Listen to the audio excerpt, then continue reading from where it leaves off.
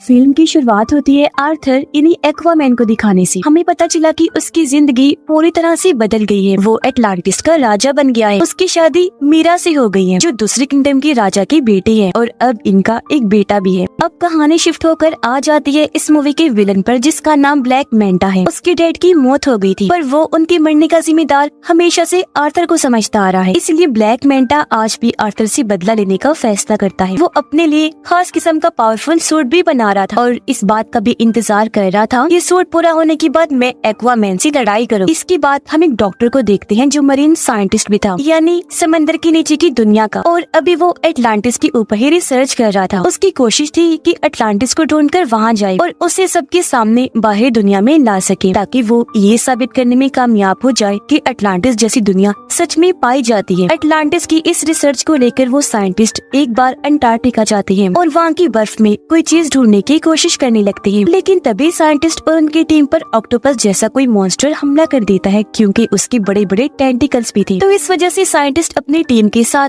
वहाँ पर फंस जाते हैं। इसीलिए वो अपने बाकी साथियों को सिग्नल भेजकर मदद मांगते हैं। तब उनकी मदद करने उनका एक साथी आ भी जाता है, यानी ब्लैक मैंटा। ये लोग मिलकर काम कर रहे थे। यहाँ आने के बाद ब्लैक मैंटा साइंटिस्ट और उनके साथियों की जान तो बचा लेता है, लेकिन वो खुद यहाँ रिसर्च करने लगता है, जिसके लिए वो बर्फ के और नीचे जाने लगा। काफी गहराई में आने के बाद उसे टूटा हुआ ब्लैक ट्राइडेंट दिखता है, और अब जैसे ब्लैक मैंटा टूटे हुए ट्राइडेंट को उठाकर जोड़ता है तो उसे इसका असली मालिक नजर आने लगता है, जिसका नाम कॉर्डेक्स था। ये काफी चालाक खतरनाक लग रहा था। वो ब्लैक मैंटा की यादों में कहता है कि तुमने क्योंकि मेरा टूटा हुआ ट्राइडेंट जोड़ दिया है, इसलिए अब तुम बहुत ताकतवर बन जाओगी, साथ ही अपने दुश्मन एक्वामैन से बदला भी ले पाओगी, और तो और हर वो चीज तुम कर सकते हो जो तुम करना चाहते हो। अब पता चला कि दुनिया की सूरत हाल काफी खराब हो गई है, क्योंकि ग्लोबल वार्मिंग इतनी बढ़ गई है कि सुनामी और सैलाब वगैरह आते रहते हैं। इस वजह से बाहरी दुनिया के साथ साथ समंदर की दुनिया में भी काफी मुश्किलात आ रही हैं, क्योंकि इस सारी सूरत हाल की वजह से समंदर के क्रिएचर्स धीरे धीरे मरते जा रहे हैं। सब कुछ देखते हुए एटलांटिस की काउंसिल्स की मीटिंग होती है, जिनमें आर्थर भी शामिल था। यहाँ आर्थर सब काउंसिल्स के सामने ये ऑफर रखता है कि हमें मिलकर बाहरी दुनिया के लोगों से बात करनी चाहिए और अपनी एडवांस टेक्नोलॉजी को उनके साथ शेयर करना चाहिए, बांटना चाहिए, ताकि इस तरह बाहरी दुनिया भी तरक्की कर सके और फिर वो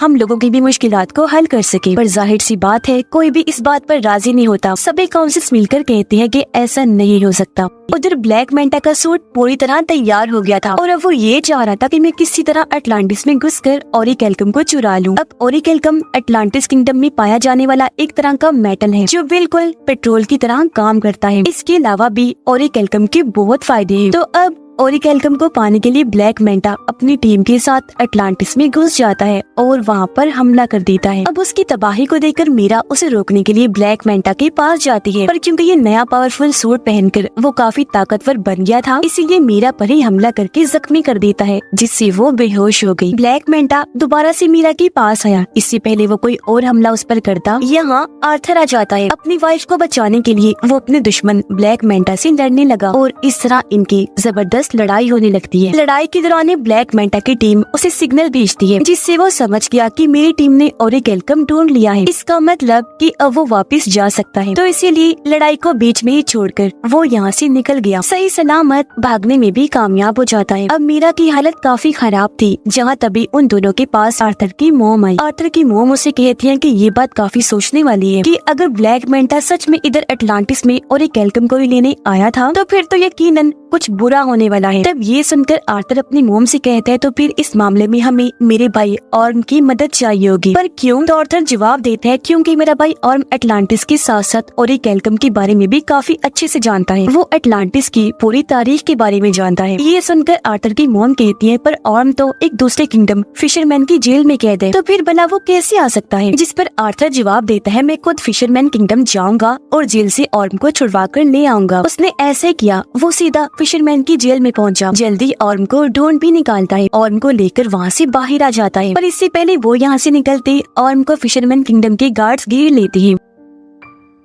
ऑर्म की हालत अब काफी खराब हो गई है, क्योंकि यहाँ उसे ठीक से खाना नहीं दिया जाता था, जिस वजह से उसका जिस्म काफी कमजोर हो गया था। पर जैसे ये बाहर आई और समंदर का पानी इसके जिस्म को लगा, वो पहले की तरह सेहतमंद और ताकतवर बन जाता है। उसके पास पहले जैसी पावर्स भी आ जाती है। इसलिए ऑर्म अकेला ही गार्ड से भिड़ गया, उन पर भारी पड़ता है। एक ही झटके में सभी गार्ड्स को मार के रख देता है, जिसके बाद दोनों भाई यहाँ से निकल जाते हैं। रास्ते में बातें करते करते दोनों एक दूसरे को अपनी अपनी जिंदगी के बारे में बताते हैं। आर्थर ऑर्म से कहता है कि मैं अटलांटिस का राजा बन बन के थक गया हूँ, अब मुझे इस काम में बोरियत होने लगी है। लेकिन ये सुनकर ऑर्म को काफी हैरत हुई। वो आर्थर से कहता है कि जिस राजा की गद्दी को पाने के लिए मैंने भी बचपन से कोशिश की कि मैं राजा बन जाऊं, पर वो गद्दी तुम्हें मिल गई, जिस गद्दी की तुम्हें कोई परवाह भी नहीं है। ये बात तो काफी अजीब और कमाल की है। जिसके बाद ये दोनों सीधा किंगफिश के पास गए और उससे ब्लैक मेंटा के बारे में पूछने लगते हैं, जिस पर किंगफिश दोनों को जवाब देता है कि ब्लैक मेंटा तुम दोनों को एक आइलैंड पर मिल सकता है, जो आइलैंड साउथ एरिया में है। और अब ये सुनकर दोनों भाई साउथ एरिया की तरफ निकल जाते हैं उस आइलैंड पर जाने के लिए। पर यहाँ आकर उन्होंने देखा कि पूरा आइलैंड ही बदला हुआ है। ऐसा लग रहा है जैसे ओरिकेल्कम को जलाकर उसका धुआं यहाँ फैला दिया गया है, जिससे यहाँ के पेड़ पौधे यहाँ तक कि जानवर भी पूरी तरह म्यूटेट हो गए हैं, बदल गए हैं, जिस वजह से उनका साइज काफी बड़ा हो गया है। यहाँ तक कि इधर के चूहे भी इतने बड़े हो गए हैं कि उनका साइज हाथी जैसा लग रहा है। साइंटिस्ट दिखाया गया जो इस वक्त ब्लैक मेंटा के ठिकाने पर होता है। यह साइंटिस्ट जब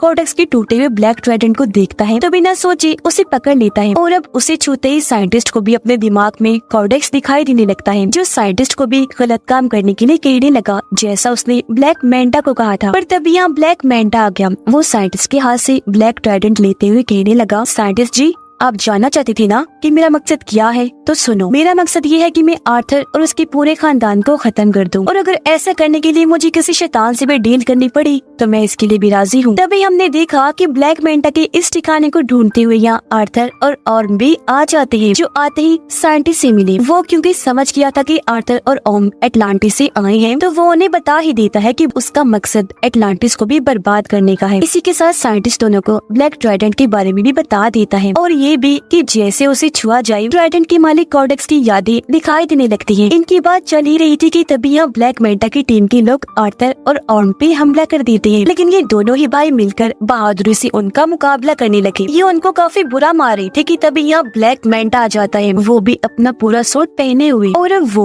इन दोनों से लड़ाई करने लगता है। लेकिन इस बीच ऑर्म गलती से उस ब्लैक ट्राइडेंट को पकड़ लेता है, जिस वजह से उसे भी कोडेक्स की यादें दिखाई देने लगती है। तो ये सब होने की वजह से कुछ देर के लिए ऑर्म का लड़ाई पर से ध्यान हट जाता है, जिसका फायदा उठाकर ब्लैक मेंटा उस पर हमला कर देता है। वो जवाबी हमला ना करने की वजह से काफी जख्मी हो गया, और अब ब्लैक मेंटा इस तरह दोनों से लड़ता है कि वो इन पर भारी पड़ने लगा। अब जब ये लग रहा था कि ब्लैक मेंटा दोनों को ही मार देगा, तो तभी यहाँ मीरा के डैड आ गए, इन्हीं राजा, जो आकर दोनों की मदद कर देते हैं और इन्हें निकाल कर भी यहाँ से ले जाते हैं। यहाँ से काफी दूर जाने के बाद ये एक महफूज जगह पर आ गए, और यहाँ उन लोगों को ब्लैक ट्राइडेंट के बारे में सब कुछ बता देता है। अटलांटिस को ढूंढने वाले आर्थर के डैड थे, उनके पास भी एक ताकतवर ट्राइडेंट था, जो अब उनके बेटे किंग आर्थर के पास है। पर किंग यानी आर्थर के डैड का एक भाई भी था, जो और कोई नहीं बल्कि कोडेक्स ही था, और ये जो ब्लैक ट्राइडेंट है वो उसी ने ही बनाया था। अब जिस तरह आर्थर के डैड किंग अटलांटिस किंगडम को चला रहे थे, वैसे कोडेक्स एक दूसरे किंगडम को चला रहा था, जो कि बिल्कुल ही डार्क किंगडम था, यानी वहाँ खतरनाक क्रिएचर्स, मॉन्स्टर्स रहा करते थे। लेकिन परेशानी तो तब शुरू हुई जब कोडेक्स ने अपना असली रूप दिखाया। असल में कोडेक्स चाहता था कि वो अटलांटिस का ओरिकेल्कम चुरा कर और पावरफुल बन जाए। कुछ हद तक वो ऐसा कर भी रहा था, लेकिन उसके ऐसा करने से अटलांटिस और समंदर के बाकी क्रिएचर्स मरते जा रहे थे। साथ ही अटलांटिस के अंदर बीमारियां भी फैल रही थी। अब इस तरह के हालात देखकर किंग आर्थर के डैड कोडेक्स के खिलाफ आकर खड़े हुए और उसे ये सब रोकने का कहते हैं। लेकिन कोडेक्स ताकत के नशे में इस कदर पागल हो गया था कि वो अपने बड़े भाई किंग के साथ ही बगावत पर उतर आया, और ऐसा होने से उन दोनों के बीच जंग छिड़ गई। पर जंग में किंग कोडेक्स को हराकर उसे कैद कर देते हैं। अब वो हमेशा के लिए वहाँ कैद रहे, कभी भी बाहर ना आने पाए। इसके लिए किंग ने अपने खून का इस्तेमाल किया, जिससे हुआ ये कि कोडेक्स जादुई कैद में बंद हो गया, जहाँ से उसका निकल पाना नामुमकिन है। आगे और बताता है कि इस वक्त कोडेक्स यादों के जरिए ब्लैक मेंटा के दिमाग में घुसा हुआ है, क्योंकि वो उसका इस्तेमाल करके आजाद होना चाहता है। ये सब सुनने के बाद आर्थर और ऑर्म की मोम भी सारी बात समझ जाती है। वो उन्हें बताने लगी कि हाँ, मैं भी कोडेक्स के बारे में जानती हूँ, और जिस तरह किंग ने अपने खून का इस्तेमाल करके उसे कैद किया था, अब कैद से आजाद होने के लिए उसे किंग की नस्ल के किसी इंसान का खून चाहिए, जब भी कॉर्डेक्स आजाद हो सकता है। मतलब जिनके अंदर किंग का एक खून दौड़ रहा हो। किंग का खून उनकी शाही फैमिली के लोगों में ही हो सकता है।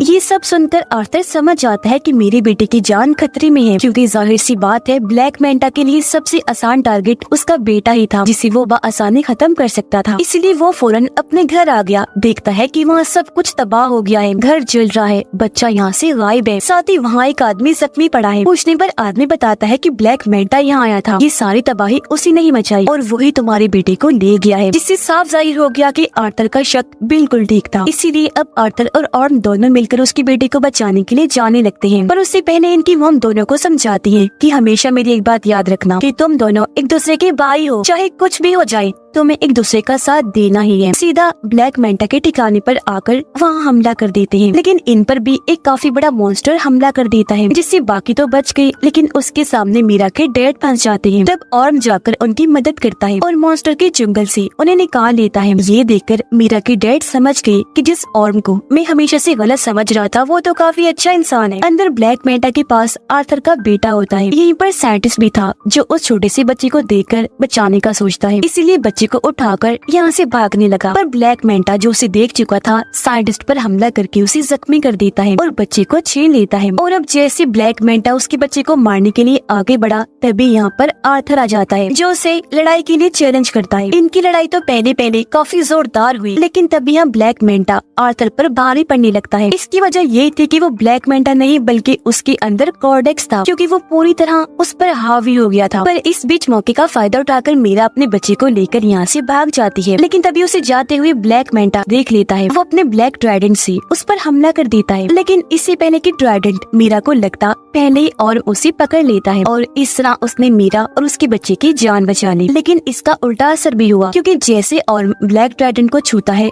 कॉर्डेक्स उसके दिमाग को भी कंट्रोल करने लगता है। वो उसे उसके भाई आर्थर के खिलाफ भड़काते हुए ये दिखाने लगता है कि तुम्हारे भाई आर्थर ने तुम्हारे साथ बहुत गलत किया है, असल में तुम ही हो जो अटलांटिस का राजा बनने के लायक हो, न कि आर्थर। तो इसी वजह से अब ऑर्म आर्थर पर हमला कर देता है। लेकिन यहाँ आर्थर जो सारी बात समझ गया था वो पलटकर वार नहीं करता, बल्कि अपने भाई को समझाने लगा कि होश में आओ और खुद पर काबू रखो। तब ऑर्म ऐसा ही करता है, उसने जैसे तैसे खुद पर काबू पा लिया। साथ ही उसे अपनी मॉम की बात भी याद आती है कि तुम दोनों भाई भी हो, चाहे कुछ भी हो जाए तुम्हें एक दूसरे का साथ देना ही है। लेकिन इसी बीच फायदा उठाकर कॉर्डेक्स खुद को आजाद करने में लग जाता है। ऐसा करने से उसके जिस्म में जान आने लगती है। ठीक इसी वक्त ऑर्म ने ब्लैक ट्राइडेंट को छोड़ दिया। अब तक काफी देर हो गई थी, क्योंकि कॉर्डेक्स खुद को जिंदा करके आजाद हो चुका था। और अब कॉर्डेक्स को अपने सामने देखकर आर्थर उसी के ब्लैक ट्राइडेंट से उस पर हमला कर देता है। पर कॉर्डेक्स आसानी से अपने ब्लैक ट्राइडेंट को पकड़ के आर्थर पर हमला करने की कोशिश करने लगता है। पर उससे पहले ही आर्थर अपने वाले ट्राइडेंट की मदद से उसके ब्लैक ट्राइडेंट को तोड़ता हुआ कॉर्डेक्स को जा लगता है, जिससे आखिरकार वो भी अपने ट्राइडेंट के साथ साथ खत्म हो जाता है। उसके खत्म होते ही पूरी जगह भी तबाह होने लगती है। धीरे धीरे करके ये सारी जगह टूटने लगी थी और तभी इसके नीचे ब्लैक मेंटा दब जाता है। पर उसे मुसीबत में देखकर आर्थर उसके सामने मदद के लिए हाथ बढ़ाता है, पर ब्लैक मेंटा इनकार कर देता है, ये कहकर कि शुक्रिया, मुझे तुम्हारी मदद नहीं चाहिए, तुमसे मदद लेने से अच्छा मैं मरना पसंद करूंगा। तो इसी वजह से ब्लैक मेंटा भी वहीं दबकर मारा जाता है, जबकि आर्थर और उसके बाकी साथी वहाँ से बाहर निकल जाते हैं। यहाँ आर्थर ऑर्म से कहता है कि अब तुम बिल्कुल आजाद हो, तुम्हें अब किसी भी जेल में जाने की जरूरत नहीं पड़ेगी, क्योंकि फिशरमैन की जेल में हम ये कह देंगे कि तुम यहाँ दबकर मारे गए हो और अब तुम यहाँ से जाओ और आजादी से अपनी जिंदगी जियो। ऐसा होने के बाद पूरी तरह अब ऑर्म भी आर्थर को अपना भाई मान लेता है, क्योंकि उनकी गलत फहमियाँ दूर हो गई थी और कहने लगा कि अटलांटिस को जैसे राजा की जरूरत है तुम बिल्कुल वैसे हो, ये किंगडम तुम्हारा ही है। इसके बाद हम देखते हैं कि आर्थर अटलांटिस को दुनिया के सामने ले आता है। बाहरी दुनिया में आकर इस किंगडम के बारे में वो सब कुछ बता देता है। उसने ये भी कहा कि अब से हम अटलांटिस की टेक्नोलॉजी को दुनिया के साथ भी शेयर करेंगे, जिससे होगा ये